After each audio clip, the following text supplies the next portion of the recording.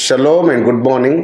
ఈ దిన కృపావాక్యము చేసుకుందాము. పరిశుద్ధులారా, ఎలోహిం బిడ్డలైన తండ్రి బిడ్డలారా, మీకు నిండు మనసు కృతజ్ఞతలు తెలియపరుస్తూ ఈ ఉదయ కాలమున ద్వితీయోపదేశకాండం 3వ అధ్యాయము 22వ వచనం, మీ ఎలోహిమైన యెహోవా మీ పక్షముగా యుద్ధము చేయువాడు గనుక వారికి భయపడవద్దని ఆజ్ఞాపించితిని.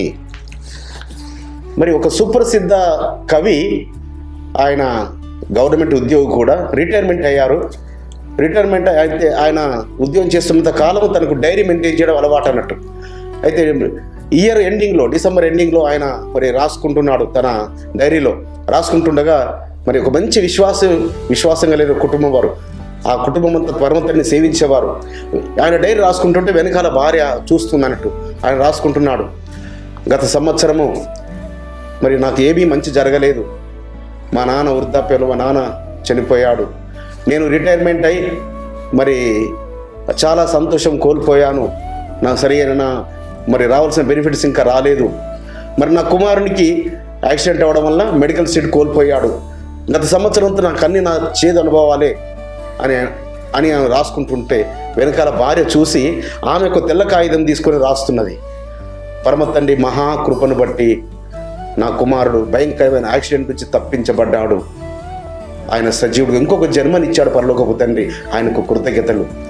మా మామయ్య గారు నిండు వృద్ధాప్యమందు నీతిమంతుల మరణం లాంటి మరణము పొందుకున్నాడు, ఏ వ్యాధి లేకుండా పరమునకు చేర్చబడ్డాడు.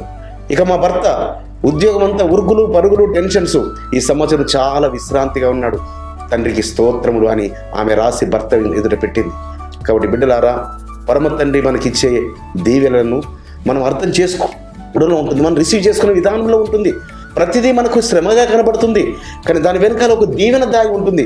ఎందుకంటే ఆమె రాసిన మాట ఏంటంటే, అపవాదితో యుద్ధము చేసి, పరమ తండ్రి అపవాదితో యుద్ధం చేసి మా కుటుంబంలో ఇన్ని మేలు చేశాడు. సో అపవాది అనేక కుటుంబాల్లో మరి నా కుమారుని యాక్సిడెంట్ అంచనాకు తీసుకెళ్ళింది అపవాది, కానీ పరమ తండ్రి తన దూతను పంపించి నా కుమారుని సజీవంగా నిలబెట్టాడు. ఈ సంవత్సరం పొందుకుంటాడు, ఇంకో గత సంవత్సరం కాకపోతే, ఆమె యొక్క భావన. కాబట్టి కొన్నిసార్లు మనం కోల్పోయినట్టుగా అనిపిస్తుంది, కానీ వాటి వెనకాల ఒక శ్రేష్టమైన దాగి ఉంటవి. కొన్నిసార్లు ఆలస్యం అవుతుంది, ఆయన అలక్ష్యం చేస్తున్నాడో మనం అనుకుంటాము. ఎప్పుడు కాదు బిడ్డలారా, ఆయన శ్రేష్టమైనది నీకు ఇస్తాడు, కానీ కొంతకాలము అది ఓర్పుతో సహనంతో మనము దాన్ని కనిపెట్టుకున్నప్పుడు మనము దేవుని ఆశీర్వాదం స్వతంత్రించుకుంటాం.